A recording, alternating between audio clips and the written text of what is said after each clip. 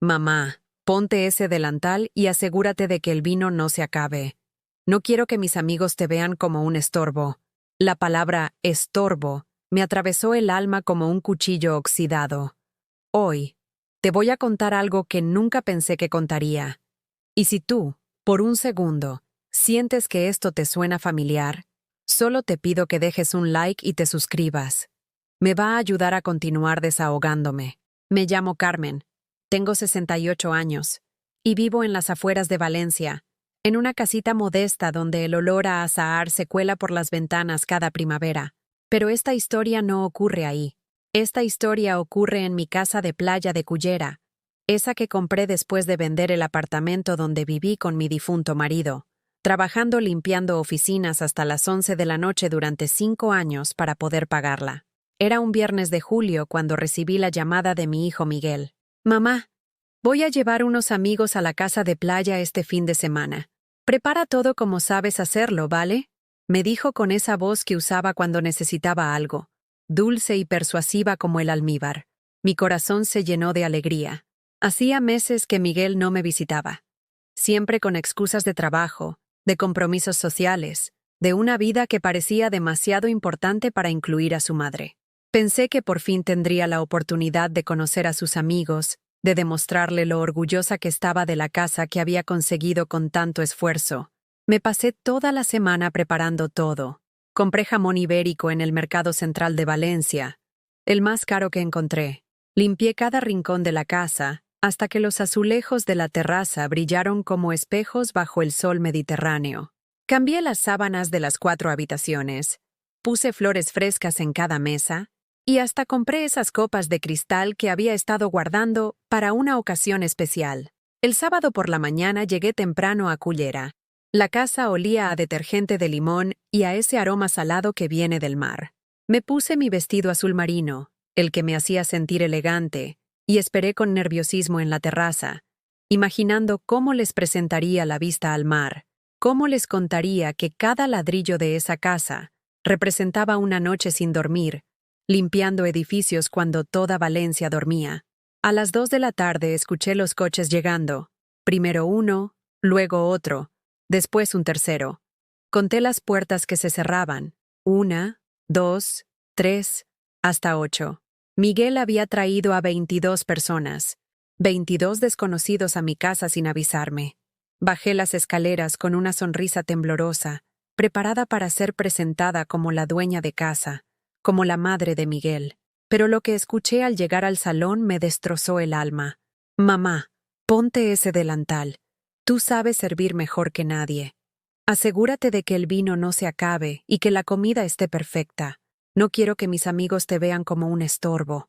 La palabra estorbo resonó en mis oídos como el eco en una cueva vacía.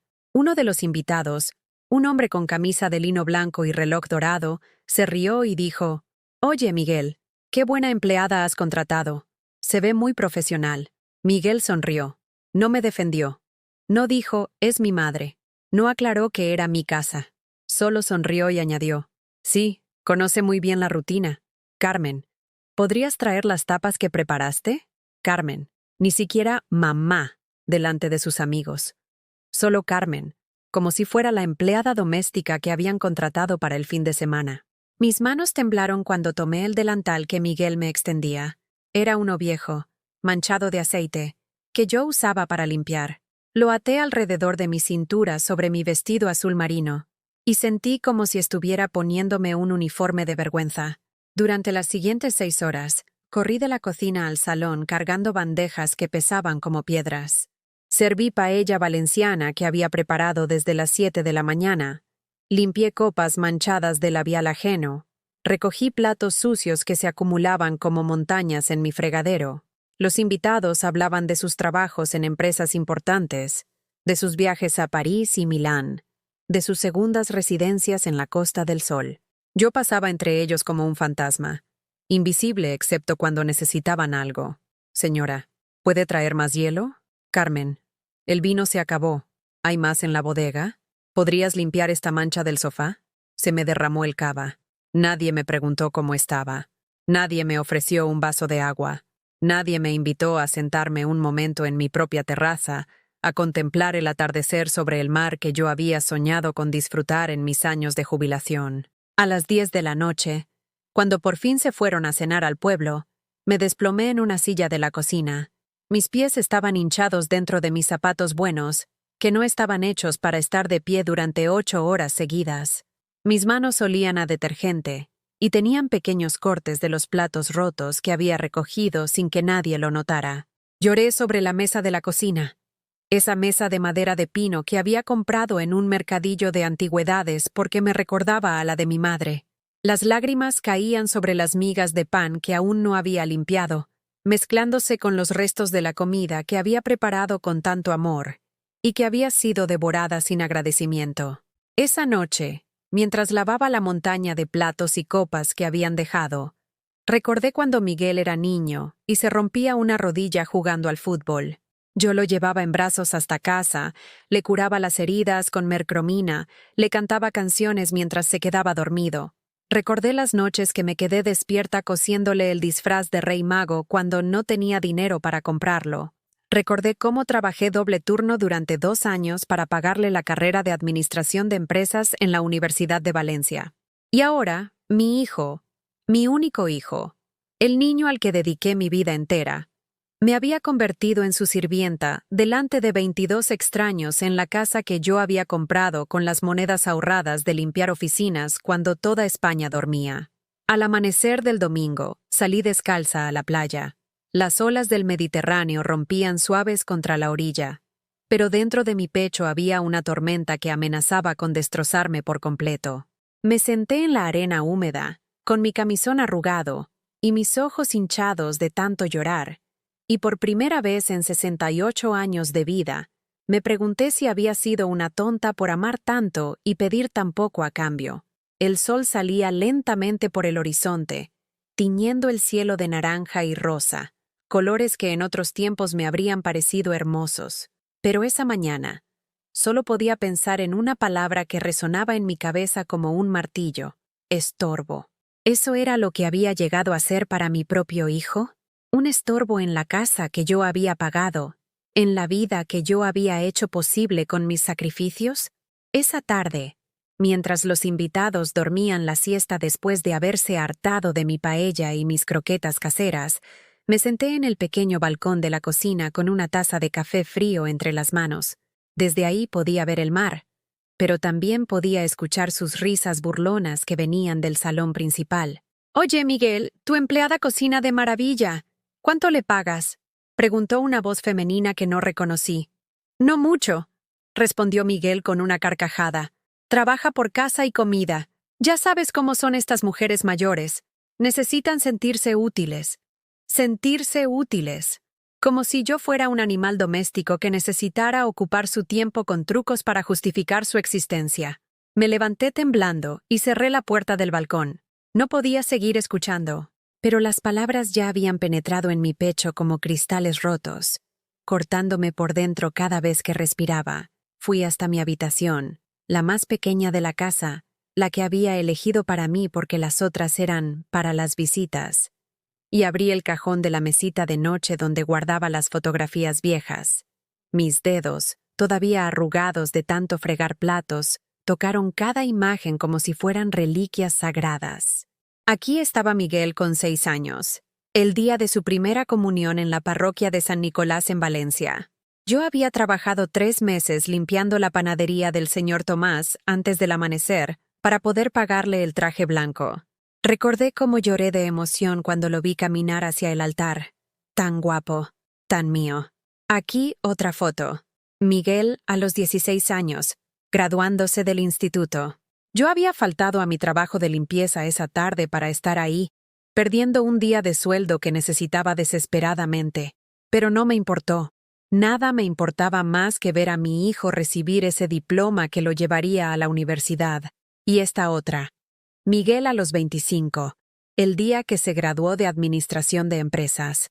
Yo estaba parada al fondo de la foto, con mi mejor vestido, el mismo azul marino que llevé hoy, sonriendo orgullosa mientras él posaba con sus compañeros de carrera. Esa universidad me había costado todos mis ahorros. más 2 préstamos que terminé de pagar cuando cumplí 65 años. Pero había una foto que me dolió más que todas las demás. Miguel con 30 años, el día que compró su primer apartamento en el centro de Valencia. Un apartamento lujoso, con vistas a la ciudad de las artes y las ciencias, que costaba más de lo que yo ganaría en toda mi vida. Yo le había dado los 30.000 euros para el enganche, vaciando completamente la cuenta de ahorros que había empezado cuando él nació. «Es un préstamo, mamá», me había dicho entonces. «Te lo devuelvo en un año, con intereses». Eso fue hace 8 años. Nunca me devolvió ni un euro. Y cuando se lo mencioné una vez, me dijo: «Mamá, tú sabes que ese dinero era mi herencia anticipada. Al final, todo lo tuyo será mío de todas formas». Su herencia. Como si yo ya estuviera muerta. Guardé las fotos y bajé a la cocina para preparar la merienda. Los invitados se habían despertado y pedían café, dulces, fruta cortada. Yo obedecí en silencio, llevando bandeja tras bandeja, recogiendo tazas sucias, limpiando migajas. Una de las mujeres, una rubia teñida con bolso de marca, me detuvo cuando pasaba. «Disculpe, señora. Carmen, ¿verdad? ¿Podría plancharme esta blusa para esta noche? Es que salimos a cenar al pueblo y no tengo nada más que ponerme». Le planché la blusa. Después le planché una camisa a otro invitado. Después otra blusa a otra mujer. Después les limpié los zapatos a 3 hombres que habían caminado por la playa. Mi espalda me mataba. Mis manos estaban rojas de tanto planchar. Pero seguía haciéndolo porque no sabía cómo decir que no. Miguel me encontró en el cuarto de lavado, doblando la ropa de sus amigos a las 9 de la noche. «Mamá, date prisa con eso. Necesito que prepares algo de cena rápido antes de que nos vayamos. Y mañana temprano tienes que limpiar todo antes de que llegue Raquel». «¿Raquel?» No sabía quién era Raquel. «¿Quién es Raquel, hijo?» «Mi novia nueva. Viene mañana a pasar el día. Y por favor, no la agobies con preguntas como hiciste con Sandra». Sandra había sido su novia anterior. Una chica dulce que siempre me saludaba con cariño y me ayudaba en la cocina cuando venía a casa. Un día desapareció sin explicaciones. Cuando le pregunté a Miguel qué había pasado, me dijo: «Se metía demasiado en nuestros asuntos familiares, mamá. No me gustaba cómo te trataba como si fueras su amiga en vez de respetar las jerarquías». Ahora entendía lo que había querido decir. Preparé bocadillos para 22 personas mientras ellos se arreglaban para salir. Los escuchaba reírse en el piso de arriba, hablando de los restaurantes caros donde iban a cenar, de las discotecas donde irían después. Nadie me preguntó si quería acompañarlos. Nadie me preguntó si había cenado. Nadie me preguntó nada. Se fueron a las 11 de la noche en una caravana de coches caros, dejando la casa hecha un desastre y dejándome sola con montañas de platos sucios y ropa por lavar. Me senté en el sofá, mi sofá, en mi casa, por primera vez en todo el día. Mis pies descalzos tocaron la alfombra persa que había comprado en el mercado de los Encantes de Barcelona, esa alfombra por la que había regateado durante 1 hora porque cada euro me dolía gastarlo. Miré a mi alrededor. Esta sala donde ahora me sentía como una extraña había sido mi sueño durante años. Las cortinas de lino blanco que se movían con la brisa marina, la mesa de centro de madera maciza que había encontrado en una tienda de segunda mano y había barnizado yo misma, los cuadros de paisajes valencianos que había ido coleccionando de mercadillos, todo comprado con mi dinero, todo elegido con mis manos, todo soñado en las noches solitarias después de que muriera mi marido, cuando trabajaba hasta tarde limpiando oficinas y planeaba el día en que tendría una casa junto al mar, donde mi hijo y yo podríamos ser felices. Pero mi hijo no me veía como su madre, me veía como su sirvienta, y sus amigos no me veían como la dueña de la casa, me veían como la empleada que habían contratado para hacerles la vida más cómoda. Me levanté y fui hasta el espejo del recibidor. La mujer que me devolvía la mirada tenía el pelo gris despeinado, la cara marcada por las arrugas de preocupación, los ojos rojos de llorar en silencio, las manos agrietadas por el detergente, la espalda encorvada por cargar bandejas pesadas. ¿Cuándo me había convertido en esto? ¿Cuándo había dejado de ser Carmen, la mujer que había criado sola a un hijo después de enviudar a los 42 años? ¿Cuándo había dejado de ser Carmen, ¿La mujer que había trabajado 3 empleos para que su hijo pudiera estudiar en la universidad? ¿Cuándo me había convertido en esta sombra que vivía para servir y que solo existía cuando alguien necesitaba algo? Esa noche, acostada en mi cama individual mientras escuchaba el sonido de las olas, recordé una conversación que había tenido con mi madre antes de que muriera. Yo tenía 30 años y Miguel apenas 5. Carmen, me había dicho con su voz débil pero firme, recuerda siempre que el amor de una madre debe enseñar a sus hijos a volar, no a quedarse pegados a ella como sanguijuelas. Si no pones límites, criarás a un hombre que creerá que las mujeres existimos para servirle. Yo le había dicho que se equivocaba, que Miguel era diferente, que él me amaba y me respetaría siempre. Pero esta noche, con el sabor amargo de la humillación todavía en mi boca, entendí que mi madre había tenido razón y que yo había pasado 28 años creando al monstruo que ahora me devoraba el alma. El domingo amaneció gris, con nubes bajas que cubrían el sol como si el cielo también se hubiera cansado de fingir que todo estaba bien. Me levanté a las 6 de la mañana, como siempre, y bajé descalza a la cocina para empezar a limpiar el desastre de la noche anterior. Los ceniceros rebosaban de colillas, había copas de vino manchadas esparcidas por toda la terraza, y el suelo estaba pegajoso de cava derramado. En el sofá encontré ropa interior femenina que alguien había olvidado, y en el baño principal había vómito que nadie se había molestado en limpiar. Mientras fregaba el suelo de rodillas, escuché risas que venían del piso de arriba. Los invitados se habían despertado y ya estaban pidiendo desayuno a gritos. «¡Carmen! ¿Hay café?», gritó alguien desde arriba. «¡Y tostadas! ¡Con tomate rallado!», añadió otra voz. «¡Y zumo de naranja recién exprimido!», gritó una tercera. Me levanté con dificultad.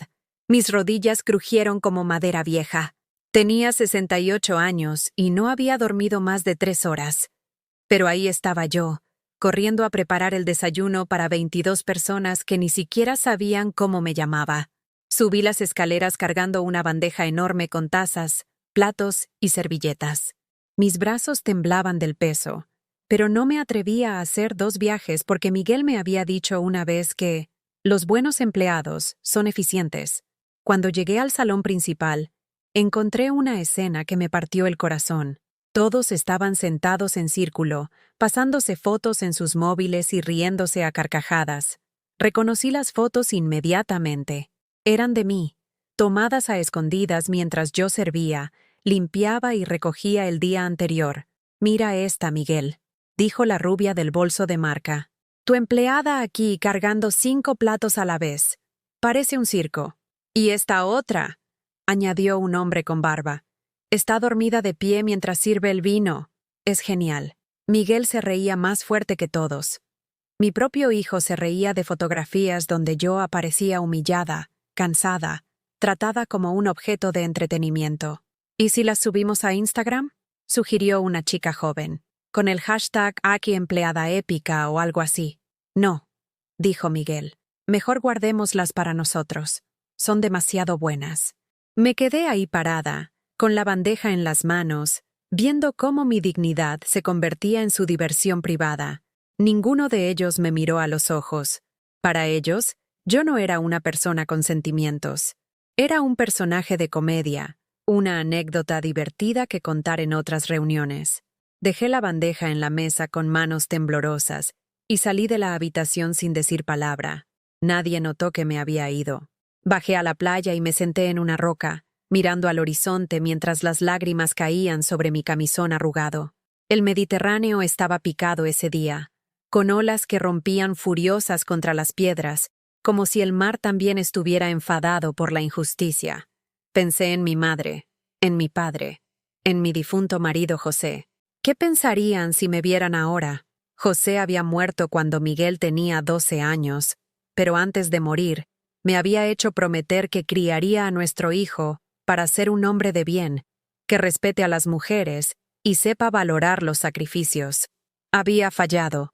Había criado a un hijo que me veía como su sirvienta personal, que permitía que sus amigos me humillaran, que se reía de mi dolor como si fuera un espectáculo. Cuando regresé a la casa, encontré a Miguel en la cocina, desayunando tranquilamente mientras leía noticias en su móvil. Mamá, Raquel llega en 1 hora. Asegúrate de que la habitación principal esté perfecta. Y prepara esa paella de mariscos que tanto te sale bien. Quiero impresionarla. Lo miré fijamente. Por primera vez en años, no me moví inmediatamente para obedecer. Miguel, le dije con voz temblorosa, ayer me trataste como tu empleada delante de tus amigos.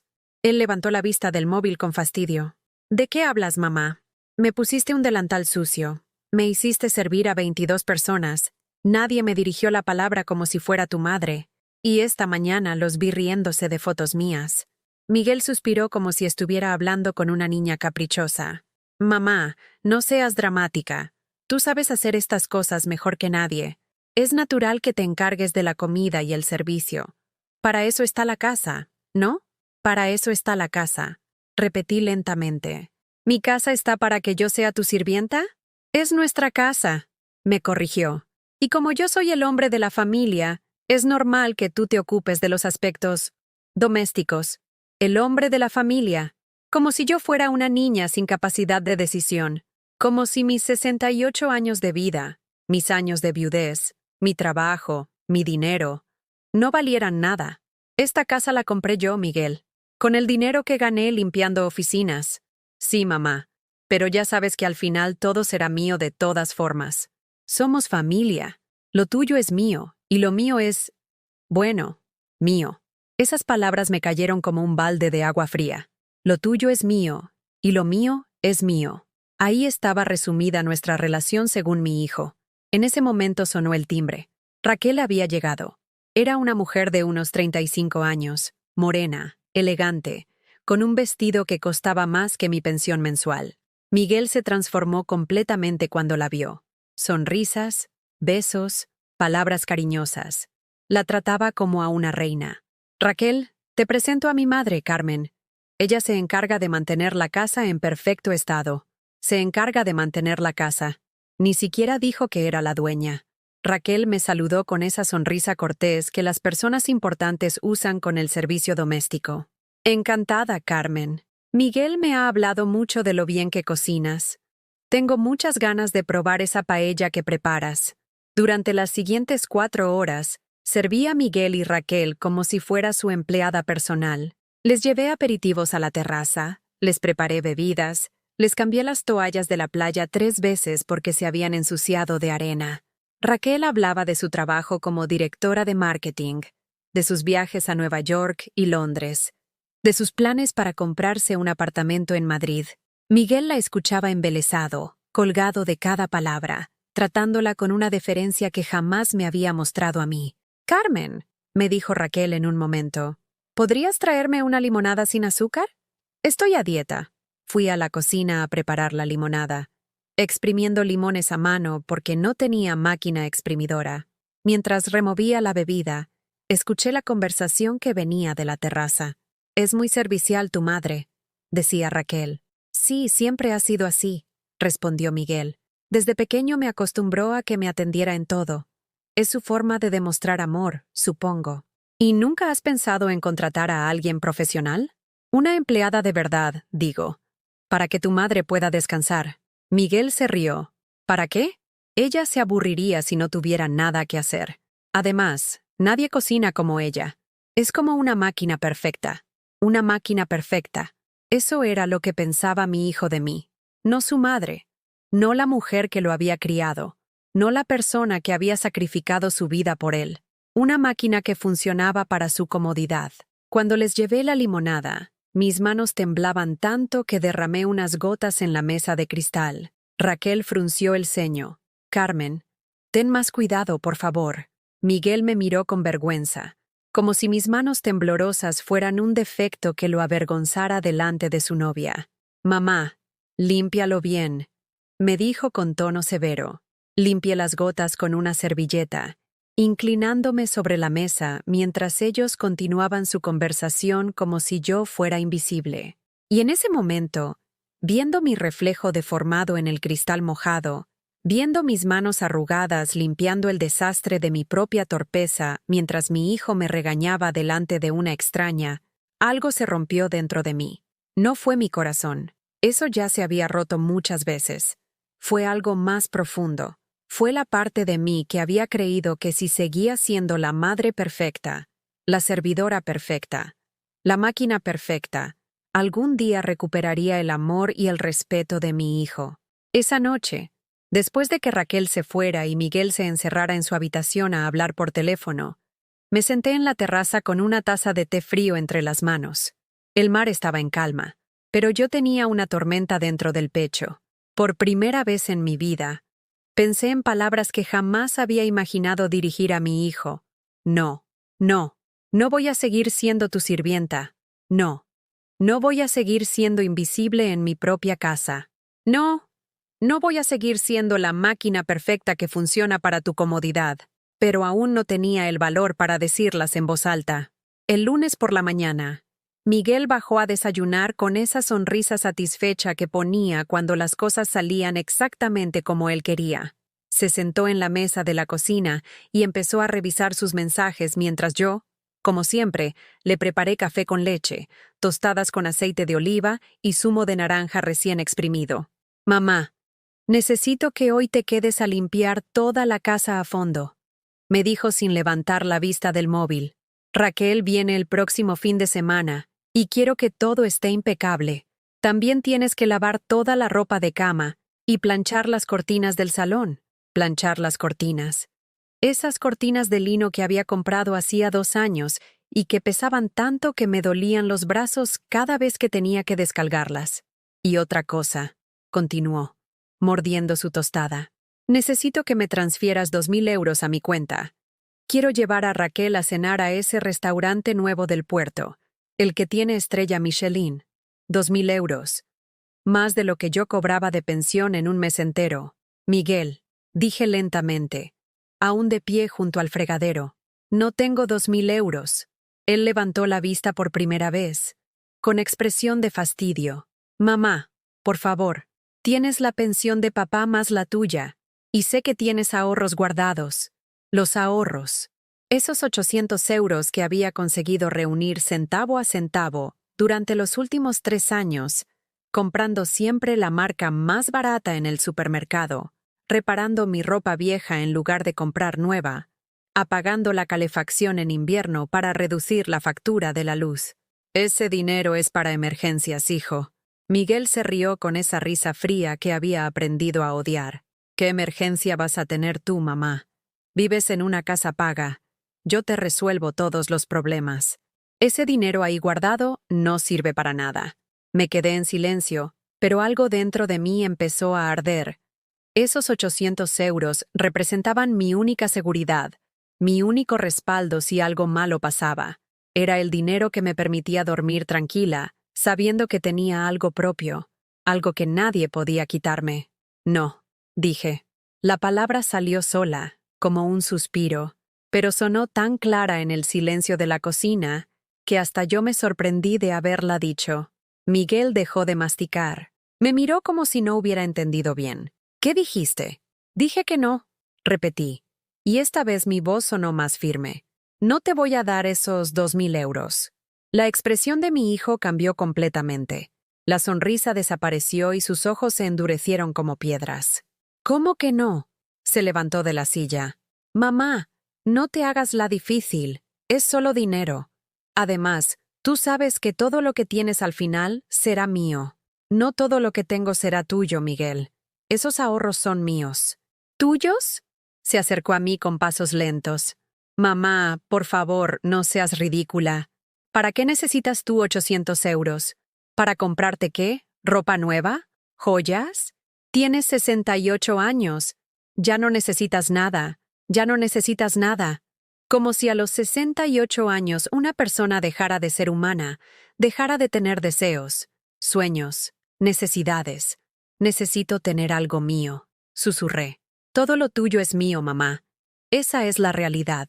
Yo soy tu único hijo, tu única familia. Cuando te mueras, todo pasará a mí de todas formas.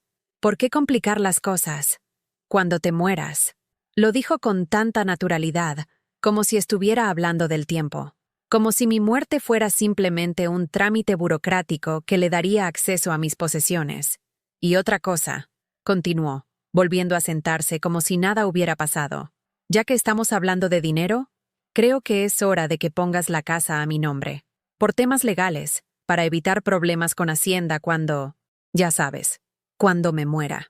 Otra vez esa referencia casual a mi muerte, como si fuera algo que él estuviera esperando con impaciencia.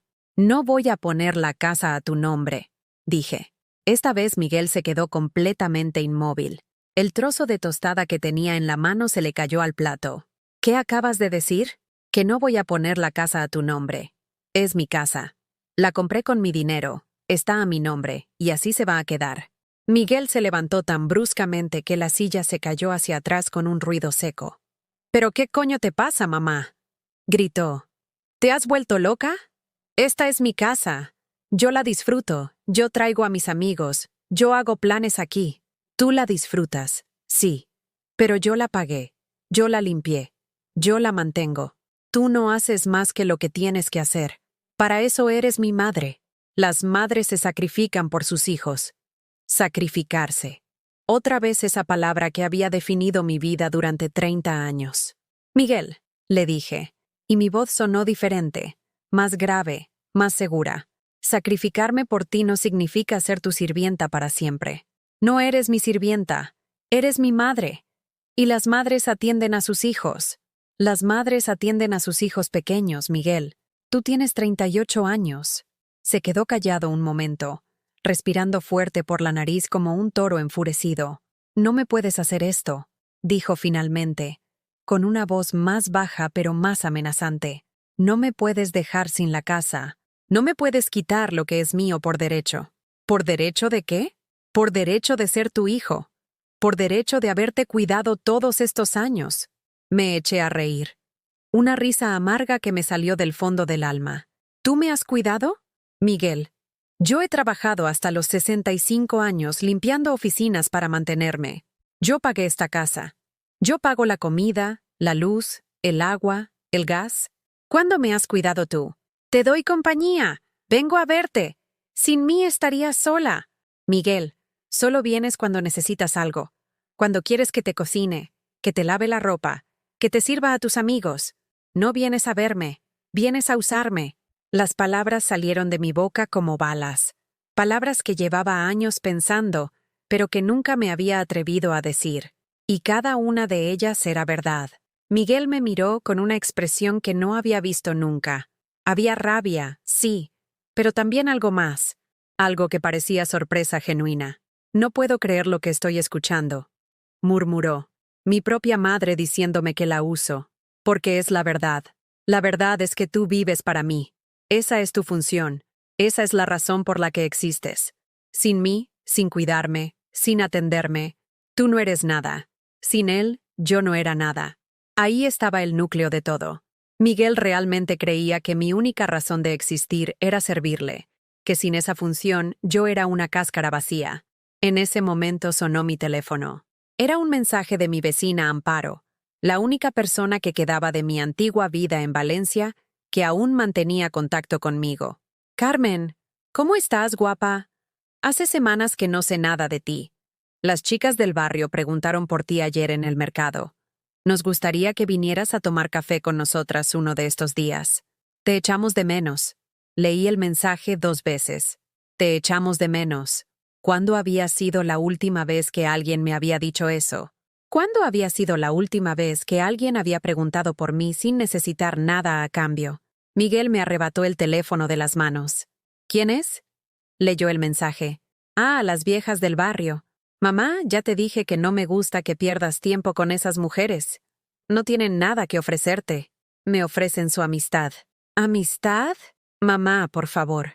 Son unas chismosas envidiosas que solo quieren saber de tu vida para criticarte después. No es cierto. Claro que es cierto. Además, tú no necesitas amigas. Me tienes a mí. Me tienes a mí. Como si él fuera suficiente para llenar toda mi existencia. Como si una persona, por muy hijo que fuera, pudiera satisfacer todas las necesidades emocionales de otra persona. Miguel, le dije, quitándole el teléfono. Necesito más que solo tenerte a ti. ¿Más qué? Su voz sonó herida. ¿Qué más puedes necesitar? Te doy propósito. Te doy una razón para levantarte cada mañana. Te doy alguien a quien cuidar. ¿Qué más quiere una madre? Una madre quiere respeto. Una madre quiere ser vista como persona. Una madre quiere que le agradezcan sus sacrificios en lugar de que los den por sentados. Una madre quiere ser amada, no usada. Pero no se lo dije. Todavía no tenía valor para decir todo lo que pensaba. Voy a Valencia a ver a mis amigas. Anuncié en lugar de eso. No, no vas. Me respondió rotundamente. Tienes que quedarte a limpiar la casa. Y tienes que ir al banco a transferirme el dinero. No voy a transferirte nada. Y sí voy a Valencia. Miguel me agarró del brazo con fuerza. Sus dedos se clavaron en mi piel arrugada como tenazas. Mamá, me estás decepcionando mucho. Esto no es propio de ti. Tú siempre has sido obediente. Siempre has entendido cuál era tu lugar. ¿Qué te está pasando? Su lugar. Mi lugar era servir en silencio. Obedecer sin preguntar. Existir únicamente para su comodidad. Lo que me pasa, le dije, soltándome de su agarre, es que me cansé de ser invisible en mi propia vida. Y por primera vez en 30 años, salí de la casa sin su permiso. El tren de cercanías hacia Valencia nunca me había parecido tan silencioso. Durante todo el viaje, que duró 1 hora y 20 minutos, no dejé de temblar. Había salido de casa sin avisar, había dicho que no, había desobedecido. A los 68 años, me sentía como una adolescente fugándose de casa de sus padres. Mi teléfono no paró de sonar. Miguel me llamaba cada 5 minutos. Mandaba mensajes furiosos. Pero yo no contestaba. Por primera vez en décadas, el sonido de su voz no me provocaba la urgencia inmediata de correr a solucionar lo que necesitara. Cuando llegué a la estación del norte, el olor familiar de Valencia me golpeó como un abrazo inesperado. Churros con chocolate, naranjas del mercado, ese aroma mezcla de mar y ciudad que había respirado durante 40 años antes de mudarme a la costa. Caminé por las calles de mi antiguo barrio como si fuera una turista redescubriendo su propia vida. Todo había cambiado un poco, pero el esqueleto seguía siendo el mismo. La panadería donde compraba el pan cada mañana cuando Miguel era pequeño, la farmacia donde me conocían por mi nombre, el parque donde lo llevaba a jugar al fútbol los domingos. Llegué al café donde había quedado con Amparo y las demás. Un sitio pequeño, con mesas de formica gastada y camareros que llevaban allí desde que Franco era presidente. No era elegante, pero era auténtico. Era mío. Amparo me vio entrar y se levantó con los brazos abiertos. 65 años, el pelo teñido de rubio platino, arrugas que no disimulaba con maquillaje porque decía que cada una cuenta una historia. ¡Carmen! ¡Qué alegría verte! Me abrazó fuerte, y olía a colonia Nenuco y a cigarrillos light. Estás muy delgada, mujer. ¿Estás comiendo bien? ¿Cuánto tiempo hacía que alguien no me preguntaba si estaba comiendo bien? No porque necesitaran que cocinara para ellos, sino porque realmente les preocupaba mi bienestar. Estoy bien, Amparo. Mentí, porque todavía no sabía cómo hablar de mi dolor. En la mesa estaban Pilar, Lourdes y Mercedes. 4 mujeres que habían sido mis confidentes durante años, que habían visto crecer a Miguel, que me habían acompañado en el velorio de mi marido, que habían celebrado conmigo cada pequeño logro de mi hijo. Carmen, guapa, cada día estás más joven, dijo Mercedes, que tenía 72 años y una energía que yo había perdido hace tiempo. ¿Qué secreto tienes? Secreto. Si supieran que mi secreto era ser invisible en mi propia vida, ser una máquina de servir que funcionaba 24 horas al día. Ningún secreto. Sonreí débilmente.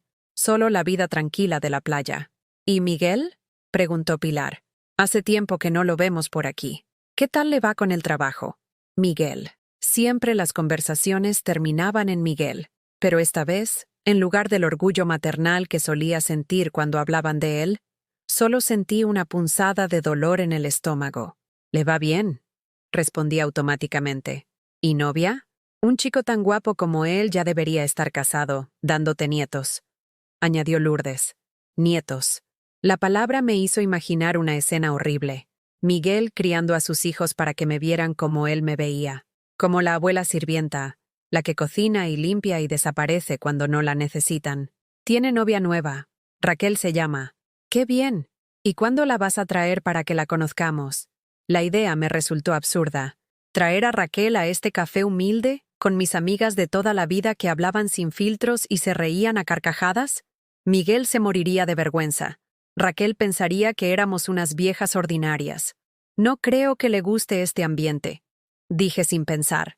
¿Qué ambiente? Amparo frunció el ceño. Carmen, este es nuestro café de toda la vida. Aquí nos hemos reído, hemos llorado, hemos contado nuestros secretos. ¿Qué tiene de malo? Nada. No tenía nada de malo. Era yo quien se había acostumbrado a ver mi vida a través de los ojos de Miguel, a medir todo según sus estándares de elegancia y sofisticación. No, perdón, no quise decir eso. Es que me callé, porque no sabía cómo explicar que mi propio hijo me había enseñado a avergonzarme de mis raíces. Pedimos café con leche y magdalenas.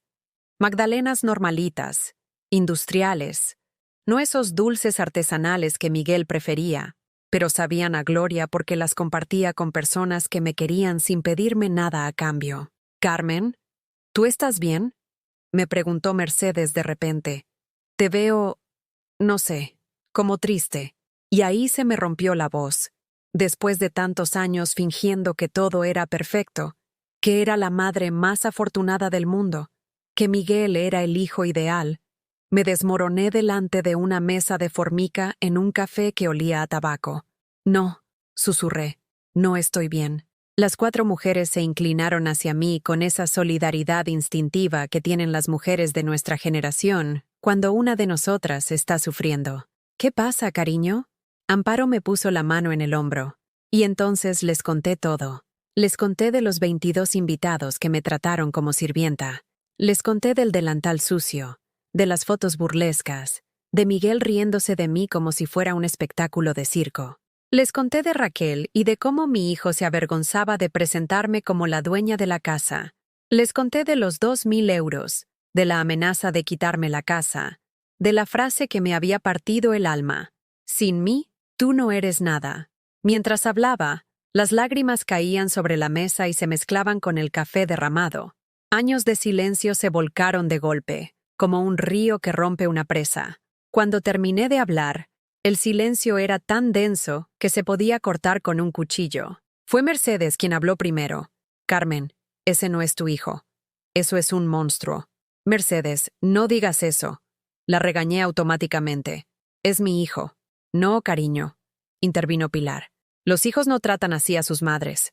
Los hijos agradecen, respetan, cuidan. Lo que me estás contando no es un hijo, es un parásito». «Parásito». La palabra me sonó cruda, dura, pero también precisa. «Ustedes no entienden», susurré. «Yo lo crié sola después de que murió José. A lo mejor hice algo mal. A lo mejor me equivoqué en algo». «¿Te equivocaste?». Amparo alzó la voz. «Carmen, tú trabajaste como una mula para darle todo lo que necesitaba. Te sacrificaste, te desgastaste, le diste hasta lo que no tenías. ¿Y ahora te echas la culpa de que él sea un desagradecido? Es que las madres tienen que criar hijos, no esclavos», me interrumpió Lourdes. «Y los hijos tienen que convertirse en hombres, no en tiranos». «Tirano». Otra palabra que me dolió porque era verdad. «Pero es que yo soy su madre», insistí. «Es mi obligación». «Tu obligación era criarlo bien. Y por lo que me cuentas, tú cumpliste tu parte. Él es quien no cumplió la suya». Mercedes pidió otra ronda de café para todas. «Carmen, ¿tú te acuerdas de cuando éramos jóvenes y hablábamos de nuestros sueños?», me preguntó. Me acordaba. Yo quería viajar, conocer otras ciudades, a lo mejor tener una pequeña tienda de ropa. Sueños sencillos, pero míos. «¿Y qué pasó con esos sueños?». «Se los di todos a Miguel. ¿Y él qué hizo con ellos?». Me quedé callada porque la respuesta me avergonzaba. Miguel había tomado todos mis sueños. Los había convertido en su educación, su universidad, su casa, su comodidad. Y después me había dicho que sin servirle, yo no era nada. «Carmen», me dijo Amparo con voz suave pero firme, «tienes 68 años. Si vives hasta los 85, que Dios quiera, Te quedan 17 años de vida. ¿Los vas a pasar siendo la sirvienta de tu propio hijo? 17 años. Sonaba como mucho tiempo cuando lo decía así, pero también sonaba como muy poco tiempo para seguir desperdiciando mi vida. No sé cómo cambiar las cosas, admití. Sí que lo sabes, me respondió Mercedes. Hoy ya empezaste. Viniste aquí sin su permiso. Dijiste que no. Te plantaste. Era verdad. Por primera vez en 30 años, había desobedecido, y el mundo no se había acabado. ¿Sabes qué? Dijo Pilar de repente. Yo creo que deberías quedarte unos días en Valencia, con nosotras. Descansar, pensar, recordar quién eres cuando no estás sirviendo a otros. La idea me dio tanto miedo como esperanza. ¿Quedarme en Valencia? Sin cocinar para Miguel, sin limpiar su desorden, sin estar pendiente de sus necesidades. No puedo. Miguel me necesita. Miguel lo que necesita es aprender a vivir sin sirvienta, sentenció Mercedes. Mi teléfono sonó otra vez. Era Miguel, por 20ª vez. Esta vez contesté. ¿Dónde coño estás? Me gritó antes de que pudiera hablar. Llevo horas llamándote. Tenías que limpiar la casa y no has hecho nada. La cama está sin hacer. Los platos del desayuno están sucios. Miguel, estoy en Valencia con mis amigas. ¿Qué amigas? Te dije que no fueras. Vuelve ahora mismo. Las 4 mujeres me miraban. Amparo negó con la cabeza como diciéndome, no cedas. No, le dije. No vuelvo ahora mismo.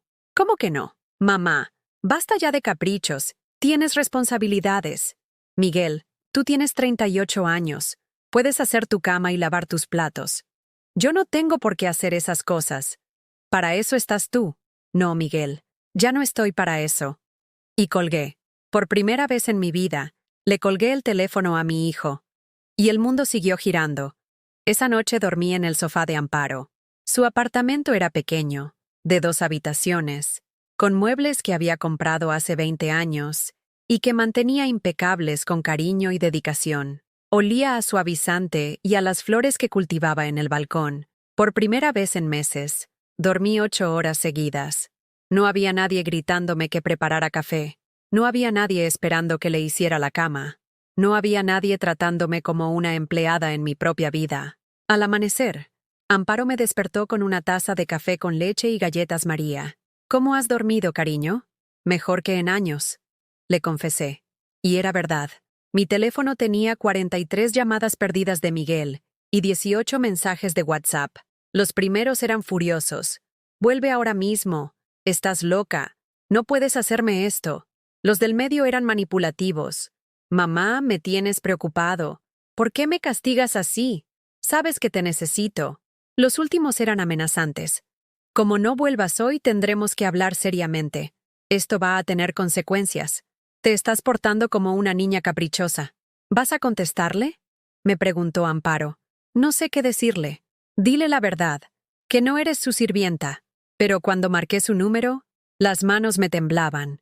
30 años de obediencia no se borran en una noche. Por fin, me gritó Miguel antes de que pudiera hablar. Mamá, esto es el colmo. Llevo 2 días comiendo bocadillos porque no sabes hacer otra cosa que desaparecer cuando más te necesito. Miguel, yo no desaparecí. Te dije que venía a Valencia. Sin mi permiso. Sin avisar. ¿Te parece normal que una madre abandone a su hijo así? Abandonar. Como si tener una vida propia fuera abandono. Miguel, tú tienes 38 años. No necesitas mi permiso para nada. Y yo no necesito el tuyo. ¿Ah, no? ¿Y quién va a cuidar la casa? ¿Quién va a hacer las compras? ¿Quién va a tener todo listo para cuando venga Raquel el viernes? ¿Tú? ¿Yo? Mamá, por favor, sé sensata. Yo trabajo. Tengo responsabilidades importantes. No puedo perder tiempo en tareas domésticas. Tareas domésticas. Como si cuidar su propia vida fuera una pérdida de tiempo, pero cuidar la suya fuera mi obligación natural. Miguel, esas son tus responsabilidades, no las mías. Tú eres mi madre. Cuidarme es tu trabajo. Mi trabajo era criarte. Y ya lo hice. Se quedó callado unos segundos. Cuando volvió a hablar, su voz sonaba peligrosa. Mamá, creo que estás teniendo algún tipo de crisis. A lo mejor deberías ir al médico. Las mujeres de tu edad a veces tienen Problemas mentales. Problemas mentales. Miguel estaba insinuando que yo estaba loca por querer ser tratada con dignidad. No estoy loca, Miguel. Estoy cansada. Bueno, pues descansa lo que necesites, pero vuelve. Tengo una cena importante mañana en casa y necesito que prepares ese cordero al horno que tan bien te sale. ¿No? ¿Cómo que no? Que no voy a volver a cocinar para tus cenas. Contrata un catering. Miguel explotó. ¿Un catering? ¿Sabes lo que cuesta un catering? No voy a tirar el dinero en eso teniendo una madre que cocina de maravilla. Entonces cancela la cena. No puedo cancelar. Son clientes importantes. Mi carrera depende de estas cosas. Mamá, por favor, no seas egoísta. Egoísta. Por no querer ser su cocinera gratuita, yo era egoísta. Miguel, busca una solución que no sea yo. La solución eres tú. Esa es tu función. Para eso eres mi madre. Colgué otra vez. Esta vez sin temblar. Amparo, que había escuchado toda la conversación, negó con la cabeza. Carmen, ese chico está perdido. Necesita que alguien le enseñe lo que es la vida real. Es que no sé cómo hacer esto, Amparo. Me siento culpable. ¿Y si realmente me necesita? Cariño, una cosa es necesitarte y otra cosa es usarte. Miguel te usa. Pasé 3 días en Valencia. 3 días donde recordé quién era Carmen cuando no estaba definida por ser la madre de Miguel. Fuimos al mercado central, compramos flores para el apartamento de Amparo, nos sentamos en los bancos de la plaza a ver pasar la gente. Cosas sencillas que me llenaban el alma. El jueves por la noche decidí volver a Cullera. No porque Miguel me hubiera convencido, sino porque era mi casa y tenía derecho a estar en ella. Cuando llegué, la casa era un desastre. Platos sucios apilados en la cocina, ropa tirada por el suelo, botellas de cerveza vacías en la mesa del salón. Miguel había estado viviendo como un adolescente sin supervisión. Lo encontré en la terraza, hablando por teléfono con Raquel. No, amor, no sé qué le pasa a mi madre, le decía. Está teniendo algún tipo de crisis de los 60. Ya sabes cómo se ponen las mujeres mayores. Crisis de los 60. Como si querer dignidad fuera una patología asociada a la edad. Sí, claro que va a estar todo perfecto para mañana. Mi madre ya está aquí, ya se le pasó el berrinche. Berrinche. Mi despertar a la dignidad era un berrinche. Cuando terminó la llamada, se acercó a mí con esa sonrisa falsa que ponía cuando necesitaba algo. Hola, mamá. Qué bueno que estés de vuelta. ¿Ya se te pasó el mal humor? Miguel, necesitamos hablar. Perfecto, porque yo también quiero hablar contigo. Mañana viene Raquel a cenar y necesito que prepares ese menú que tanto le gustó la última vez. También hay que limpiar toda la casa, cambiar las sábanas de la habitación principal y comprar flores frescas para la mesa. Me quedé mirándolo, incrédula. Después de 3 días de guerra telefónica, después de decirle claramente que no iba a seguir sirviéndole, él seguía dándome órdenes como si nada hubiera pasado. No voy a hacer nada de eso. Su sonrisa desapareció. Mamá, ya basta de jueguitos. Me tienes harto con esta actitud. Sé que estás molesta por algo, pero ya pasó. Volvamos a la normalidad. La normalidad era que yo fuera tu sirvienta. Esa normalidad se acabó. Miguel se acercó a mí con pasos lentos, como un depredador acorralando a su presa. Mamá, vas a hacer lo que te digo. Punto. Esta casa es tanto mía como tuya. Y mientras yo viva aquí, vas a cumplir con tus obligaciones. ¿Qué obligaciones? Cocinar, limpiar, cuidar de mí. Esas son las obligaciones de una madre. Miguel, esas no son las obligaciones de una madre. Esas son las obligaciones de una empleada doméstica. Se rió con esa risa cruel que tanto había llegado a odiar. ¿Y cuál es la diferencia? La pregunta me golpeó como una bofetada. Para él no había diferencia entre ser su madre y ser su empleada. Las dos éramos mujeres que existían para servirle. La diferencia es que una empleada cobra por su trabajo y tiene días libres. Una madre merece amor y respeto. Tú tienes mi amor. No, Miguel. Yo tengo tu costumbre. Esa frase salió de mi boca sin que la hubiera pensado, pero sonó tan verdadera que me sorprendí a mí misma. Miguel no me amaba. Estaba acostumbrado a mí, como quien está acostumbrado a una nevera que siempre funciona, o a un grifo que siempre tiene agua. «Estás loca», murmuró. No, estoy despierta. En ese momento sonó el timbre. Miguel fue a abrir, y desde la terraza escuché voces familiares. Eran algunos de los invitados del fin de semana anterior, los que se habían reído de las fotos mientras yo los servía como una esclava. Miguel, gritó una voz masculina. Venimos a beber unas cervezas antes de irnos a cenar. Mi hijo los recibió con efusividad, como si fueran exactamente lo que necesitaba en ese momento. Perfecto. Mamá, trae cervezas para todos. Y esas aceitunas rellenas que tanto gustan. Lo miré fijamente. Después de todo lo que habíamos hablado, después de declararle la guerra a mi invisibilidad, él me seguía pidiendo que sirviera a sus amigos como si fuera la empleada de la casa. No. ¿Perdón? Que no. Si quieren cervezas, que vayan a la cocina y se las sirvan ellos. Los invitados que habían entrado al salón se quedaron paralizados. Uno de ellos, el que me había llamado empleada épica, me miró con expresión confundida. ¿No nos va a servir? No. Respondí con voz clara. No voy a servirlos. Miguel me agarró del brazo y me arrastró hacia la cocina, susurrando furioso. ¿Qué coño haces? Me estás avergonzando delante de mis amigos. No, Miguel. El que me avergüenza eres tú. ¿Mamá? Ve a tu habitación y quédate ahí hasta que se vayan. No quiero que hagas más ridículo. Esta es mi casa, Miguel. No me voy a esconder en mi habitación. Es nuestra casa. No, es mi casa. Y estoy harta de que traigas gente a burlarse de mí. Volví al salón, donde los 5 invitados esperaban incómodos. Los miré uno por uno, recordando cómo se habían reído de mis fotos, cómo me habían tratado como una sirvienta divertida. Señores, les dije con voz firme, esta es mi casa. La compré con mi dinero, con años de trabajo limpiando oficinas. Soy la dueña, no la empleada, y ustedes no son bienvenidos aquí. El silencio que siguió fue sepulcral. Miguel estaba blanco de la rabia. Mamá, pide perdón ahora mismo. No voy a pedir perdón por defenderme. Estás loca, completamente loca. Les estás gritando a mis amigos. Les estoy diciendo la verdad a tus amigos. Uno de los hombres se levantó incómodo. Miguel, mejor nos vamos. Parece que hay tensiones familiares. No se vayan, les rogó Miguel. Mi madre está pasando por un momento difícil, pero ya se le va a pasar. Miguel, le dije, no se me va a pasar. Esto es para siempre. Esa noche, después de que los invitados se fueran y Miguel se encerrara en su habitación dando portazos, me senté sola en la terraza a contemplar el mar. Por primera vez en 30 años, había defendido mi dignidad delante de extraños. Había dicho en voz alta que era la dueña de mi propia casa. Había rechazado el papel de sirvienta que me habían impuesto.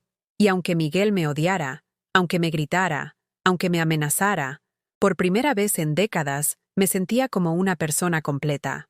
Mañana sería otro día de guerra, pero esta guerra la iba a ganar yo. La mañana del viernes, Miguel bajó a desayunar como si nada hubiera pasado. Se sentó en su lugar habitual y esperó.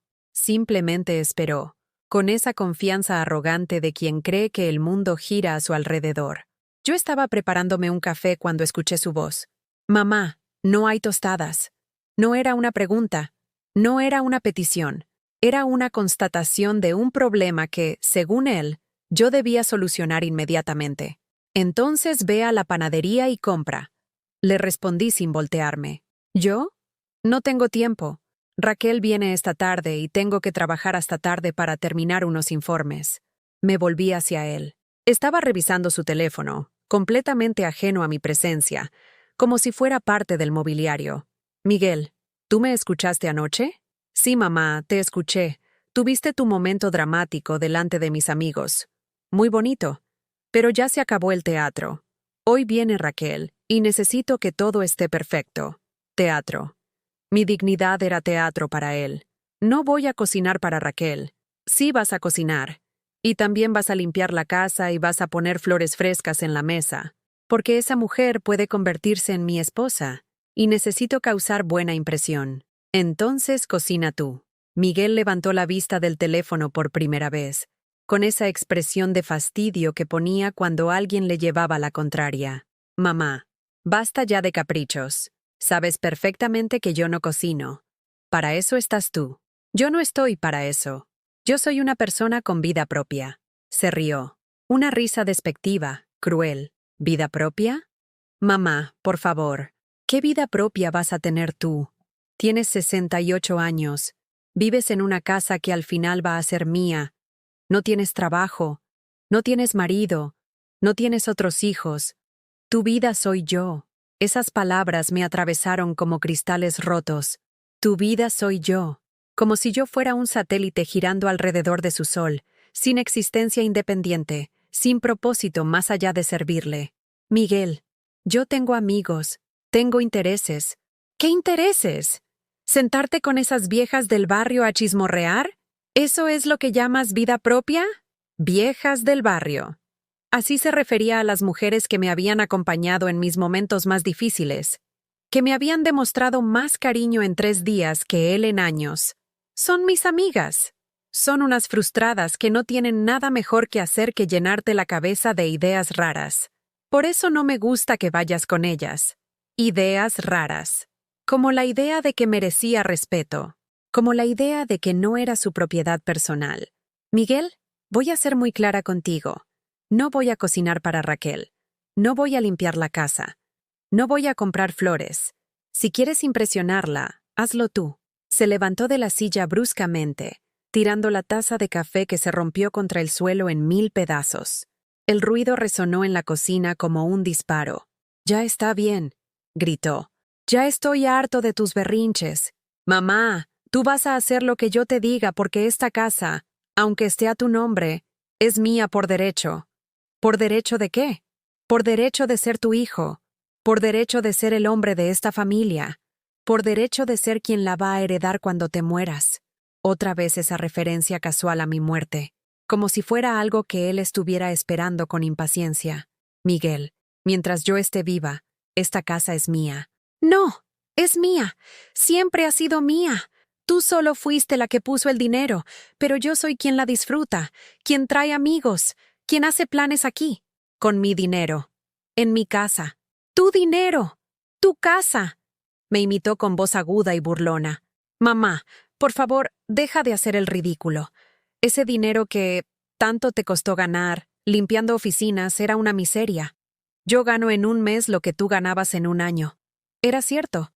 Su sueldo era mucho mayor que lo que había sido el mío.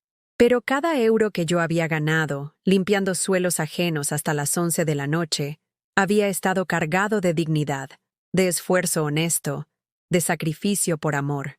Puede que ganes más, pero yo me compré esta casa con mi trabajo. Y yo le doy valor a esta casa. Sin mí, esto sería solo una casita de jubilada en un pueblo de mala muerte. Yo la convierto en un lugar donde pasa gente importante. Gente importante. Como si el valor de un hogar se midiera por el estatus social de quienes lo visitaban, no por el amor con que se había construido. Miguel, creo que deberías irte. Se quedó paralizado, como si no hubiera entendido bien. ¿Qué dijiste? Que te vayas. Que busques otro sitio donde vivir. ¿Estás echándome de mi propia casa? Te estoy echando de mi casa. Miguel se acercó a mí con pasos lentos, amenazantes. Por primera vez en mi vida, sentí miedo de mi propio hijo. Mamá, tú a mí no me echas de ningún lado. Tú no tienes autoridad sobre mí. Tengo la autoridad de la dueña de esta casa. Tú no eres la dueña de nada. Eres una vieja que va a morirse pronto y que mientras tanto me estorba. Estorba. Otra vez esa palabra que me había destrozado el alma el primer día. Miguel, vete. Vete ahora mismo. No me voy. Esta casa es mía, me guste o no te guste. Y si no quieres cocinar para Raquel, perfecto. Llamaré a un catering y te pasaré la factura a ti. Al fin y al cabo, tienes esos 800 euros guardados que tanto proteges. Mis ahorros. Otra vez mi única seguridad económica convertida en su botín. No vas a tocar mi dinero. Voy a tocar todo lo que se me antoje. Porque tú, mamá querida, no tienes más opción que aguantarme. En ese momento sonó su teléfono. Era Raquel. Hola, amor. Cambió completamente el tono de voz, volviéndose meloso y cariñoso. Sí, todo está perfecto para esta noche. Mi madre está preparando ese menú delicioso que tanto te gustó. Me miraba fijamente mientras hablaba, desafiándome. Sí, claro que está emocionada de verte. Ya sabes cómo es, le encantas. Mentiras. Todo mentiras dichas con esa facilidad que daba miedo. Nos vemos a las 8. Te amo. Colgó y me sonrió con malicia. ¿Viste? Ya está todo decidido. Raquel viene a cenar. Tú vas a cocinar. Y vamos a hacer como si nada de esto hubiera pasado. Porque al final, mamá, tú sabes que no tienes escapatoria. Esa tarde, mientras Miguel se duchaba para recibir a su novia, yo hice algo que no había hecho nunca en mi vida. Entré en su habitación. No era la primera vez que pisaba ese cuarto, obviamente. Había sido yo quien lo había limpiado, ordenado, cambiado las sábanas miles de veces. Pero nunca había entrado como una intrusa, buscando algo específico. Encontré lo que buscaba en su mesita de noche, dentro de un cajón que creía que yo nunca abriría. Una grabación de voz en su teléfono, que había dejado conectado al cargador. Reconocí mi propia voz inmediatamente. Era de hacía 6 meses, cuando yo había estado enferma con una gastroenteritis terrible, y él había venido a cuidarme. Miguel, hijo, muchas gracias por venir. Sabes que, si me pasa algo, todo lo que tengo es para ti. La casa, mis ahorros, todo. Solo quiero que sepas que siempre has sido lo más importante de mi vida. Ahí después, la voz de Miguel, que yo no recordaba. Mamá, tú no te vas a morir ahora, pero cuando llegue el momento, sí, todo será mío. Es lo natural. Mientras tanto, solo tienes que seguir cuidándome como siempre has hecho. Es que a veces pienso que soy una carga para ti. No eres una carga, mamá. Eres útil. Mientras seas útil, todo estará bien. Mientras seas útil. Esa era la condición para su amor. Yo no era su madre. Era su empleada con contrato vitalicio, que sería renovado cada día según mi utilidad. Había más grabaciones, conversaciones que yo había tenido con él durante años, cuando estaba vulnerable, enferma o simplemente nostálgica.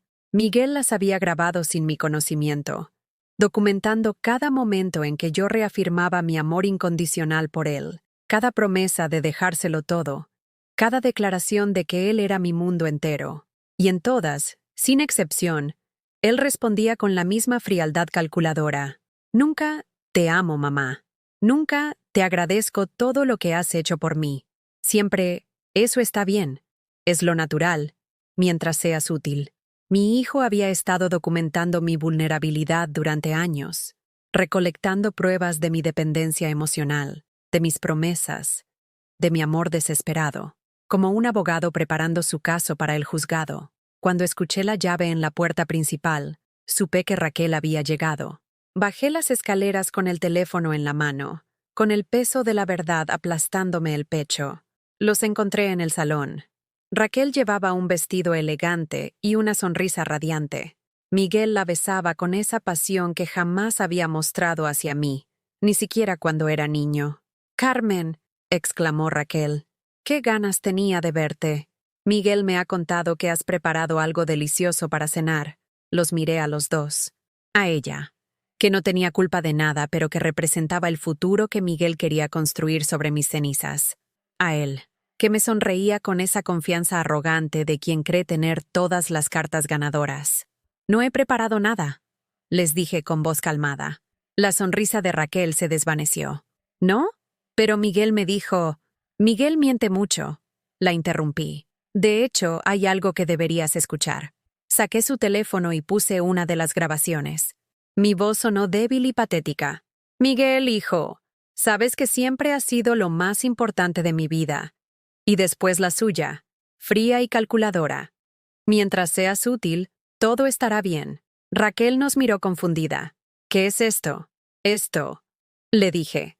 «Es la verdad sobre el hombre del que te has enamorado». Miguel palideció. «Mamá, ¿qué estás haciendo?» «Lo que debería haber hecho hace años. Enseñar la verdad». Puse otra grabación. Y otra. Y otra. 5 años de conversaciones donde yo aparecía como una mujer desesperada por amor y él como un depredador emocional que se alimentaba de mi necesidad. Cuando terminaron de sonar, Raquel me miraba con horror. No horror hacia Miguel, horror hacia mí. «Carmen», me dijo con voz suave. Creo que eres una madre muy intensa. Y ahí entendí que había perdido la partida antes de empezar a jugarla. Esa noche, después de que Raquel se fuera incómoda y Miguel se encerrara en su habitación gritándome que había arruinado su relación, me senté en la terraza con una maleta a medio hacer a mis pies.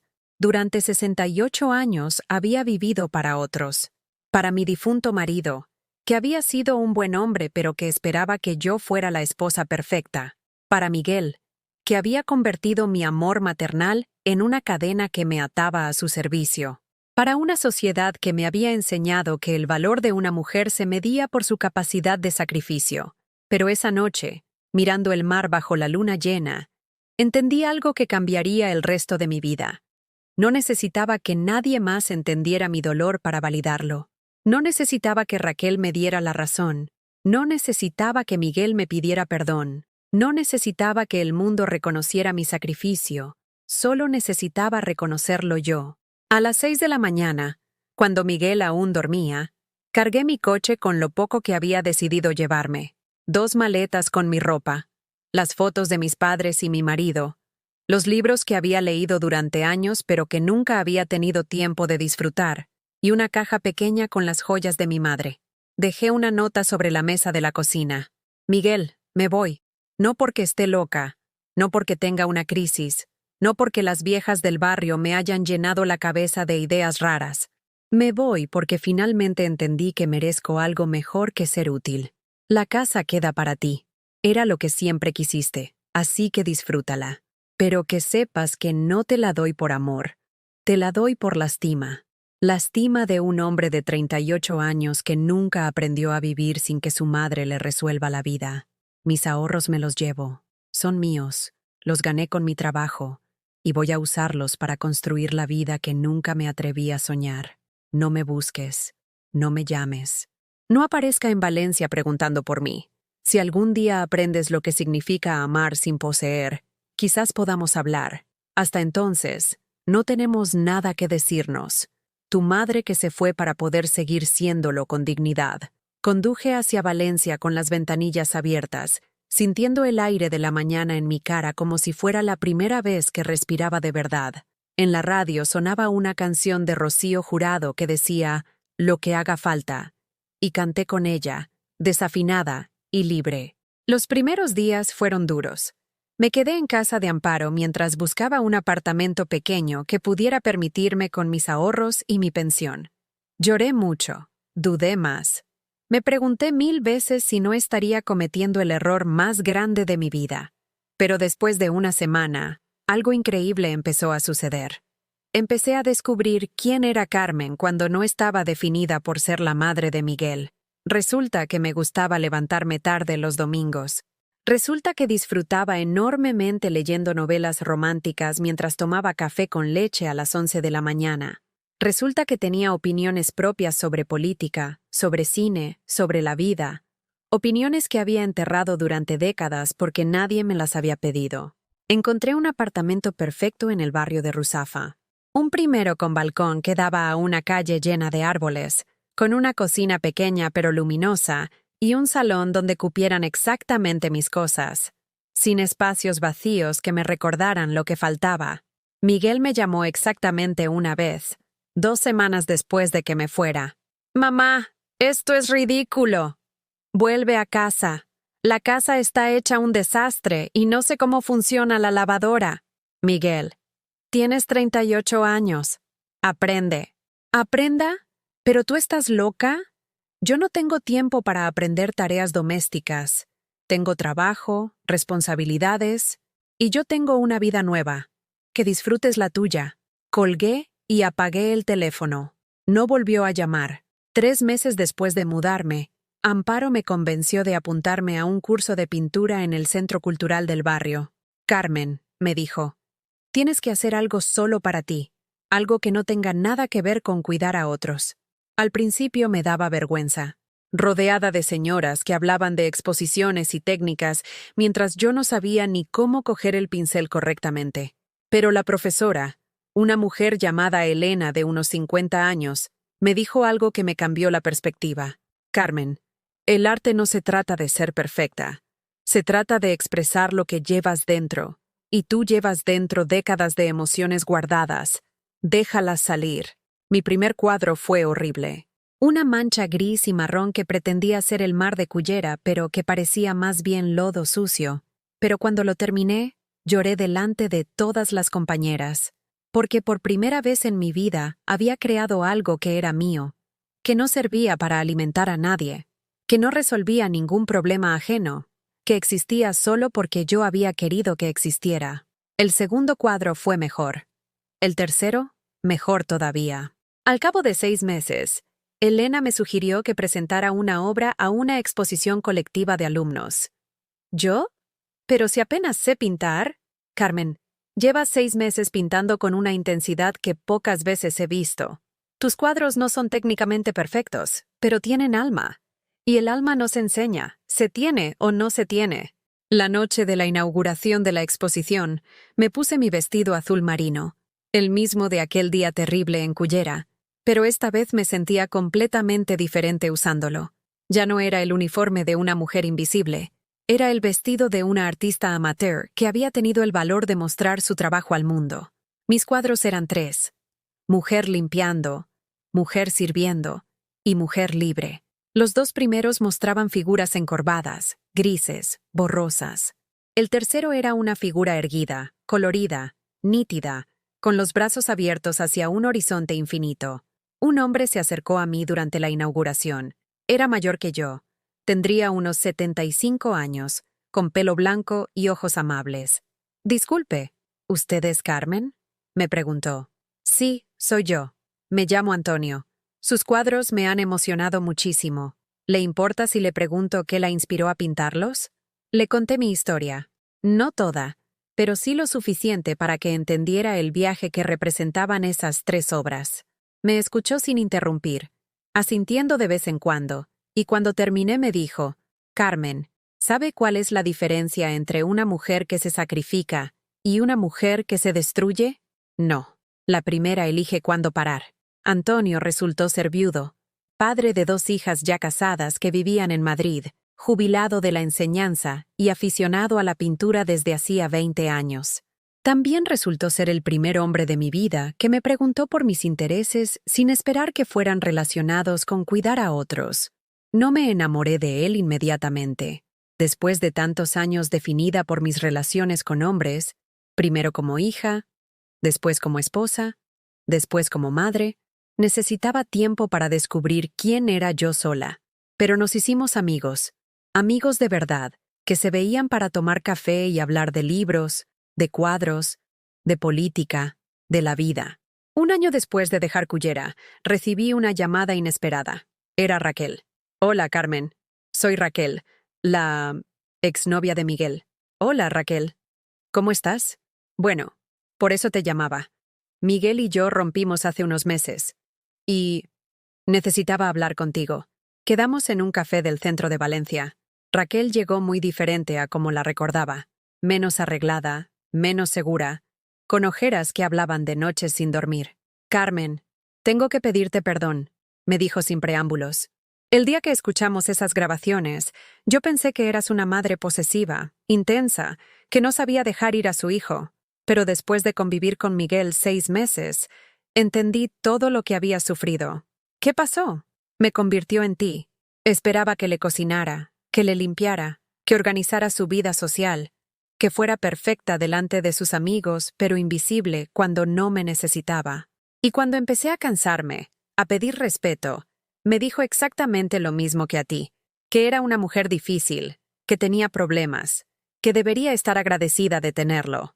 Raquel lloró mientras me contaba cómo Miguel había intentado aislarla de sus amigos, cómo criticaba su trabajo, cómo la hacía sentir culpable por querer tiempo para sí misma. La diferencia es que yo pude irme después de 6 meses. Tú aguantaste 30 años. 30 años, repetí. 30 años creando un monstruo. No, Carmen. 30 años siendo devorada por uno. Esa conversación me cerró un círculo que no sabía que tenía abierto. Miguel no era solo un hijo malcriado. Era un hombre que había aprendido a relacionarse con las mujeres como objetos de su comodidad.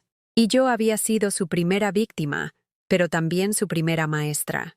2 años después de dejarle la casa, supe por casualidad que Miguel la había vendido.